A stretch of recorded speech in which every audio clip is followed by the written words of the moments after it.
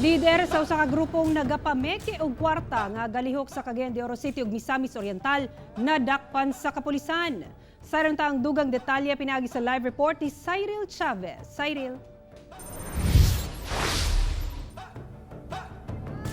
Yasara among individual dugay nang nag-atubang sa maong kaso, busa dihang migawas ang warrant batok kaniya, gilayon kining gilihok sa otoridad.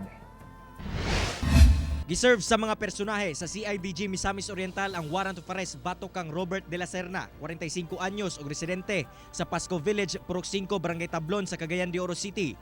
Ang suspect nag-atubang og kasong violation sa Article 166 sa Revised Penal Code tungod sa pagkalambigit niini sa pagpameke og kwarta.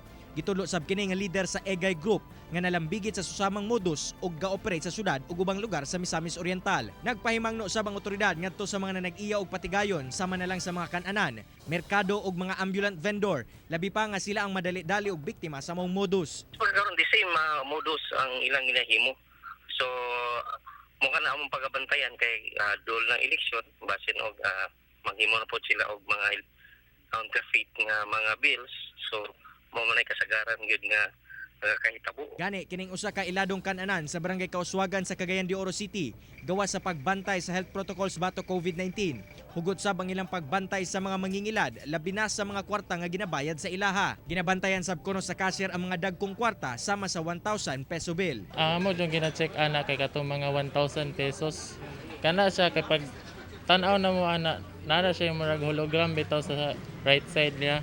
Tanaw na mo kung naa kay kasagara ang mga pikit kay walay mga ingana ka ng hologram niya. Pati yung kanang na mga linya-linya. Opo na mo tanawon kayo.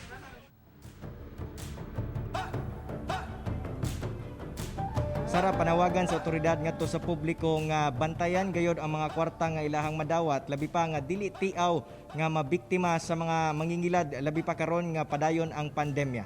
Sara. Okay, dagang salamat, Cyril Chavez.